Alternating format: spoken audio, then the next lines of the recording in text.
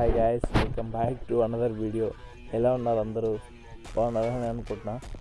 And ఈ వీడియోలో అయితే మనం బెంచ్ ప్రెస్ బిగినర్స్ కోసం అయితే ఫస్ట్ సెట్ ఎంటీ బార్బిల్తో మీరు ఒక 10 రెపిటేషన్స్ లేదా ఒక 30 రెపిటేషన్స్ అయితే చేయండి.